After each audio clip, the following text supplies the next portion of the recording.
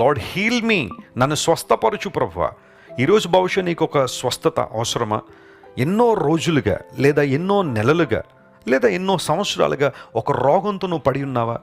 ఇంకా దీనికి స్వస్థత లేదు అని అనేక మంది చేతులు ఎత్తేశారా? నమ్మో ప్రియ దేవుని బిడ్డ, దేవునికి అసాధ్యమంది ఏదీ లేదు.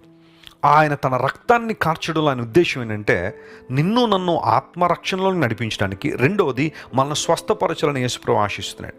స్వస్థత కేవలం నేను శరీరం గురించి మాట్లాడడం లేదు. చాలామందికి మానసిక స్వస్థత అవసరమైంది.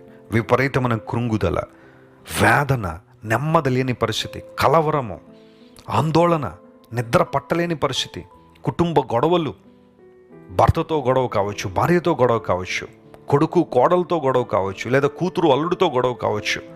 ఈ గొడవల మధ్యలో మనశ్శాంతి లేక ఇంకా చచ్చిపోతే బాగుండు, నేను బ్రతికే వరకు ఉపయోగం, నేను బ్రతికేమి సాధించాలనే ఆ భయంకరమైన కలవరము, డిప్రెషన్లో చాలామంది వెళ్తుంటే యు నీడ్ హీలింగ్ టుడే. ఈరోజు నీకు స్వస్థత కావాలి. యేసు ప్రభు నీకు ఆ స్వస్థత దయచేయబోతున్నాడు. ఆయన నువ్వు చేయాల్సిందో ఒక్కటే, ఆయన పాదాల మీద పడి, ప్రభువా నీవు తప్ప ఎవరు లేరు నాయన, నీవేనా ఆశ్రయం ప్రభువా, you are my healer lord, నీవేనా స్వస్థపరిచే దేవుడు ప్రభువా అని ఆయన పాదాలు పట్టుకో గట్టిగా. దేవుడు నిన్ను స్వస్థపరిచి తన మహిమార్థమని నిలబెడతాడు. ఈరోజు నువ్వు ఎదుర్కొంటున్న ప్రతి టెస్ట్ని దేవుడు ఒక టెస్ట్ మునిగా మార్చబోతున్నాడు. Praise the lord.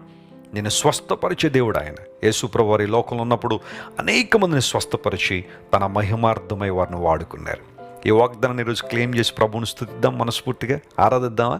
ఈ వాగ్దానాన్ని మీ హృదయాల్లో పెట్టుకోండి, పదే పదే స్మరించండి. ఖచ్చితంగా మీ జీవితంలో అద్భుతాలు జరుగుతాయి.